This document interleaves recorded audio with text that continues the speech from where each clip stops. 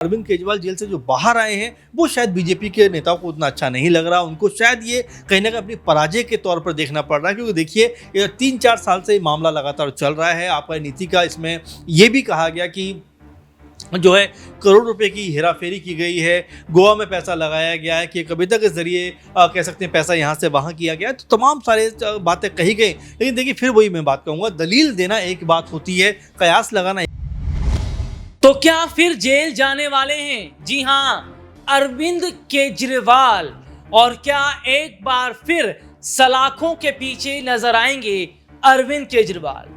लंबे वक्त के बाद जेल से बाहर आए दिल्ली के मुख्यमंत्री अरविंद केजरीवाल की मुश्किलें फिर से बढ़ती नजर आ रही है, या यूं कहा जाए कि अरविंद केजरीवाल की ग्रह दशा ठीक नहीं चल रही है। दिल्ली के मुख्यमंत्री अरविंद केजरीवाल का जेल से बाहर आना, उन्हें जमानत मिलना, क्या ये बीजेपी को पसंद नहीं आ रहा है? बीजेपी नेताओं को अच्छा नहीं लग रहा है?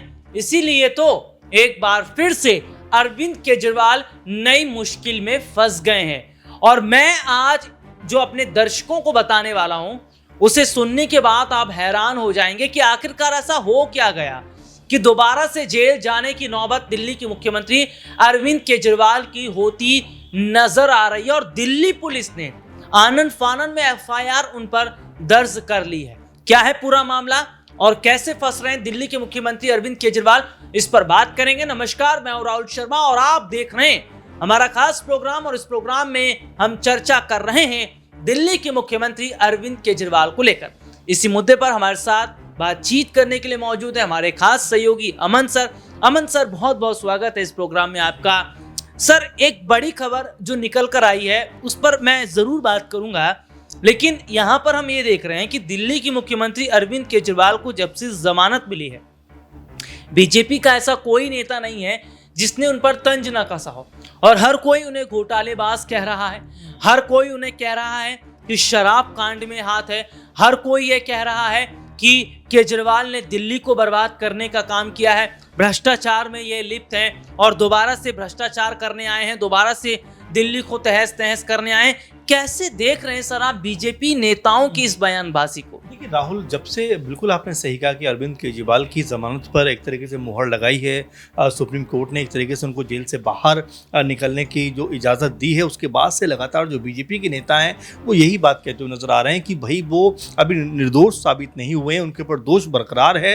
लेकिन ये कह रहे हैं कि जो आम आदमी पार्टी के लिए बात कर रहे हैं, ये कह रहे हैं कि अरविंद केजरीवाल जेल से बाहर हो गए। तो ऐसे में बीजेपी का जो दर्द है वो साफ झलकता हुआ नजर आ रहा है कि वो अरविंद केजरीवाल के जेल से बाहर निकलने पे बहुत ज़्यादा खुश नहीं है। क्योंकि देखिए कोर्ट ने भी जो तल्ख टिप्पणी की है वो ये की है कि भाई आखिर एक नेता को कब तक हम जेल के अंदर रखेंगे।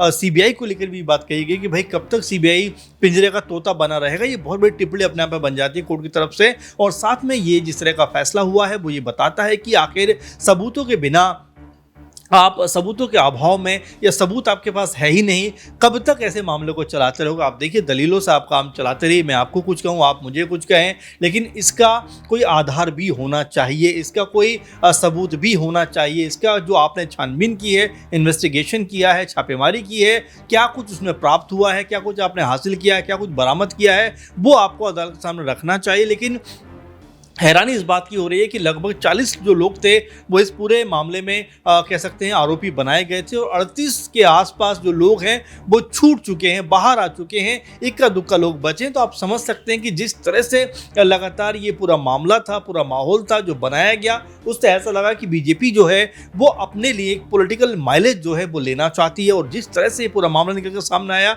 उससे भी ऐसा लगा कि भाई कब तक आखिर दलील देकर, बात रखकर, हर बार डेट को आगे बढ़ाकर आप काम चलाते रहोगे। आप देखिए मनीष सिसोदिया लगभग 17 महीने तक जेल के अंदर रहे, उनके खिलाफ भी कोई साबित चीज़ हो नहीं पाई। इसके अलावा आप देखिए कि अरविंद केजरीवाल दो बार आपने देखा कि बीते दिनों उनको जमानत मिली, फिर वापस जेल जाना पड़ा।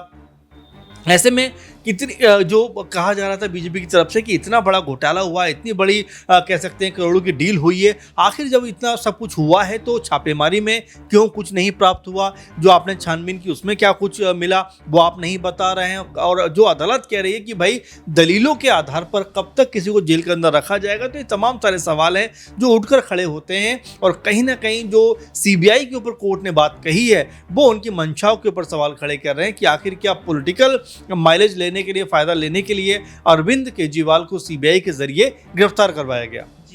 अब चलिए जिक्र कर लेते हैं कि क्यों दिल्ली के मुख्यमंत्री अरविंद केजरीवाल फिर से जेल जा सकते हैं।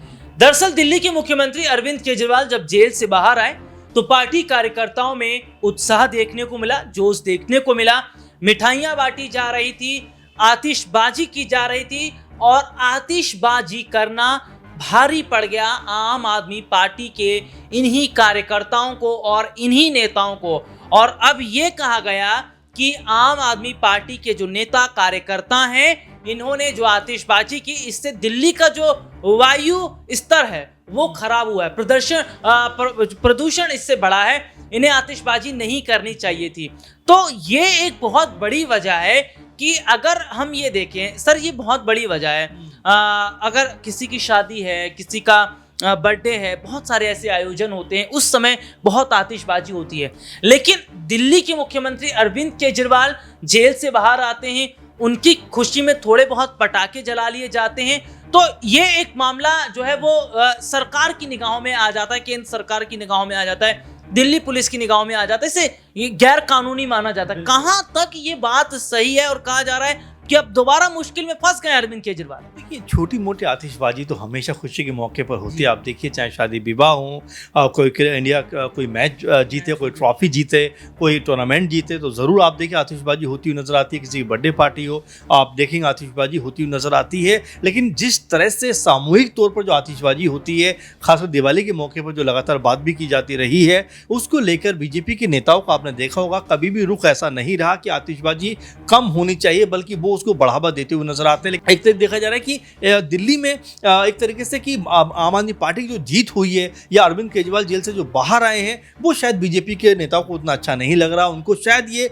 कहीं ना कहीं अपनी पराजय के तौर पर देखना पड़ रहा है, क्योंकि देखिए 3-4 साल से ये मामला लगातार चल रहा है। आपका नीति का इसमें ये भी कहा गया कि जो है करोड़ रुपए की हेराफेरी की गई है, गोवा में पैसा लगाया गया है कि कविता के जरिए कह सकते हैं पैसा यहाँ से वहाँ किया गया है, तो तमाम सारे बातें कही गई। लेकिन देखिए, फिर वही मैं बात कहूँगा, दलील देना एक बात होती है, कयास लगाना एक बात होती है, आरोप लगाना एक बात होती है, लेकिन उसको साबित करना दूसरी बात हो जाती है। अब यहाँ पर जो सबूत हैं आप वो नहीं रख पाते। आप देखिए, ईडी के मामले में ऐसा भी लगभग है कि 95+ मामले ऐसे हैं जिनमें कह सकते हैं मुकदमे तक नहीं चल पाते या कोई आरोप साबित ही नहीं हो पाता। जो कन्विक्शन रेट है वो बहुत कह सकते हैं कि एक अलग कहानी बयां करता हुआ नजर आता है। तो ये तमाम जो बातें ये बताती हैं कि सिर्फ राजनीति से प्रेरित होकर ये सब चीजें की जा रही हैं। जी, आतिशबाजी तब भी होती है जब भारतीय जनता पार्टी के नेता जीतते हैं, इनके विधायक जीतते हैं, इनके सांसद जीतते हैं, तब एफआईआर दर्ज नहीं होती है। सर, एक छोटा सा सवाल मेरा रहेगा, जमानत तो मिल गई केजरीवाल को, लेकिन कुछ शर्तों के साथ। आप सरकारी फाइलों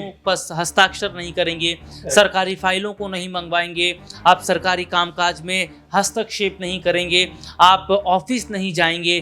तो ये जो बंदिशें लगाई गई हैं, उसके बाद ये सवाल खड़ा हो ही रहा है कि फिर कौन है जो दिल्ली को चलाएगा, दिल्ली की जनता की समस्याओं को सुनेगा। जब केजरीवाल दिल्ली में सत्ता संभाल ही नहीं रहे हैं, सरकारी कामकाज को नहीं देख रहे हैं, तो उनकी जगह कौन है? और अगर अभी नहीं फैसला ले पा रही है पार्टी, तो क्या ये माना जाए कि राष्ट्रपति शासन पर जो जोर दिया जा रहा है वो कहीं ना कहीं होता दिल्ली में नजर आ सकता है? देखिए, बिल्कुल इसमें कोई दुराई नहीं है कि जिस तरह उनको जमानत मिली है उसमें ज़रूर कोर्ट ने भी ये बात कही है कि ये कोई तर्कसंगत बात नहीं है कि एक मुख्यमंत्री को अगर हम रिहा कर रहे हैं, उसमें ये बात भी कह रहे हैं कि उनको काम ना करने दिया जाए। लेकिन कोर्ट ने ये भी कहा कि भाई देखिए, जो चीज़ें उसको देखते हुए जो फैसला किया गया है उस पर हमें कह सकते हैं कि अडिग रहने की ज़रूरत है। और फिलहाल अभी आम आदमी पार्टी के नेता और खासकर दिल्ली के मुख्यमंत्री अरविंद केजरीवाल ना सचिवालय जा सकते हैं, ना किसी ज़रूरी फाइल पर हस्ताक्षर कर सकते। लेकिन हाँ, बहुत ज़रूरी अगर हुआ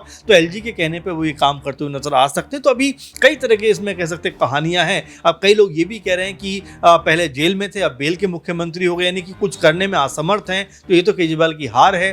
कुछ लोग ये भी कहते हुए नजर आते हैं कि भाई अब मुख्यमंत्री जो है वो बदल देना चाहिए, मुख्यमंत्री का कोई नया चेहरा लेकर आना चाहिए। तमाम सारी बातें हैं, लेकिन कुल मिलाकर देखिए आम आदमी पार्टी के लिए जो राहत की बात है वो यही है कि अरविंद केजरीवाल, मनीष सिसोदिया, संजय सिंह जैसे बड़े बड़े नाम जेल से निकलकर बाहर आ गए हैं। हरियाणा इलेक्शन है, वहां पर कहीं ना कहीं जोर आजमाइश करते हुए नजर आएंगे। इसके बाद जब दिल्ली का माहौल बनेगा तो यहां पर वो दिल्ली के लिए एक बार फिर से मुश्किलात पेश करते हुए दिखाई पड़ेंगे। क्योंकि देखिए दिल्ली की बात करें और बीजेपी की बात करें तो लगातार बीजेपी के अंदर इस बात को लेकर खलबली है कि दिल्ली में हम बारंबार हारते हुए नजर आ रहे हैं। आप देखिए लगातार 3 बार मुख्यमंत्री शीला दीक्षित रहती हैं, उसके बाद लगातार 3 बार के मुख्यमंत्री अरविंद केजरीवाल हो गए। ऐसे में बीजेपी के लिए 20-25 साल हो गए और इसी सूखे को वो कहीं ना कहीं खत्म करना चाहती है। और यहां पर यह भी सुनने में आ रहा है राहुल की स्मृति ईरानी का जिक्र बार बार यहाँ पे हो रहा है। आप देखिए कि स्मृति ईरानी जो है वो लगातार यहाँ पर उनकी सक्रियता बढ़ती हुई दिखाई पड़ रही है, कई कार्यक्रमों में दिल्ली के वो नजर आ रही हैं। तो जाहिर बात है कि हो सकता है कि बीजेपी इस बार किसी कह सकते हैं कि महिला चेहरे के ऊपर दाव लगाती हुई नजर आए। और यहाँ पर स्मृति ईरानी क्योंकि बीजेपी की बड़ी नेता रही हैं, राहुल गांधी को उन्होंने हराया, हालांकि इस बार खुद हार गई, लेकिन उन सब के बावजूद हो सकता है कि बीजेपी यहाँ पर स्मृति ईरानी को ट्राई करती हुई नजर आ जाए। लेकिन उससे पहले मुकाबले के लिए पूरी तरह से ऐसा लगता है कि आम आदमी पार्टी तैयार है। उनकी जो बड़े बड़े नेताओं की टीम है अब जरूर आने वाले दिनों में रणनीति बनाएगी और दिल्ली में चुनाव जीतने का जो प्रयास है वो यहां पर वो करते हुए नजर आएंगे। जी बहुत बहुत शुक्रिया सर आपका। और देखिए सर ने बारीकी से बताया कि किस तरीके से हम दिल्ली में ये देख रहे हैं कि अगर अरविंद केजरीवाल सीएम पद की कमान किसी और को नहीं देते हैं या उन्हें सीएम पद की कमान नहीं मिलती है तो क्या दिल्ली में राष्ट्रपति शासन लगाने की जो बात बीजेपी कर रही थी या जिस तरीके से हम देख रहे हैं कि वो आम आदमी पार्टी के विधायकों के साथ मिलकर सरकार बना लेगी, तो क्या इसकी संभावना दिखती नजर आएगी। आज के इस प्रोग्राम में इतना ही, आपसे फिर दोबारा मुलाकात होगी, तब तक के लिए इजाजत दीजिए, नमस्कार।